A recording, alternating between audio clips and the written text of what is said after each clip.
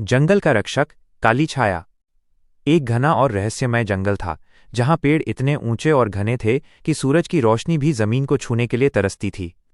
इसी अंधेरे और सन्नाटे के बीच रहता था एक विशाल काला पैंथर, जिसका नाम था काली छाया। उसका शरीर अमावस्या की रात जैसा काला था और उसकी आंखें पूर्णिमा के चांद की तरह चमकती थीं। वो जब चलता था तो सूखी घास और पत्ते भी आवाज नहीं करते थे।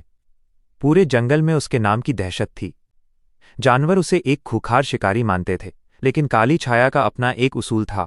वो कभी भी कमजोरों पर वार नहीं करता था और जंगल के मासूम बच्चों की चुपचाप रक्षा करता था। एक रात, जब पूरा जंगल सो रहा था, अचानक दूर से इंसानों के शोर और सूखी लकड़ियों के जलने की आवाज आने लगी।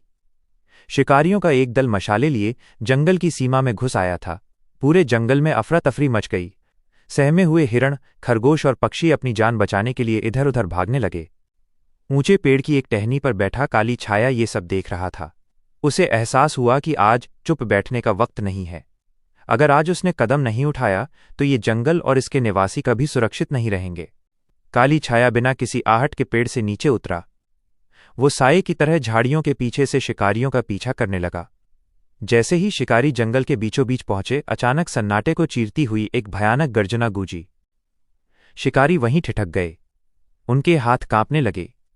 तभी झाड़ियों से निकलकर काली छाया उनके सामने आ खड़ा हुआ।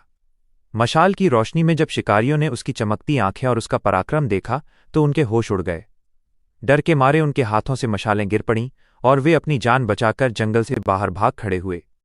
अगली सुबह जब सूरज की पहली किरणें जंगल में फैलीं तो नज़ारा बदला हुआ था। जानवर अपने छिपने के ठिकानों से बाहर आए। उन्होंने देखा कि काली छाया एक ऊंची चट्टान पर बैठा शांति से जंगल को निहार रहा है।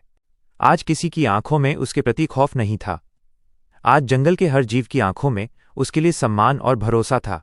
उस दिन के बाद से काली छाया केवल एक शिकारी नहीं रहा, वो जंगल का रक्षक बन गया, एक ऐसा साया जो डर का नहीं बल्कि सुरक्षा का प्रतीक था।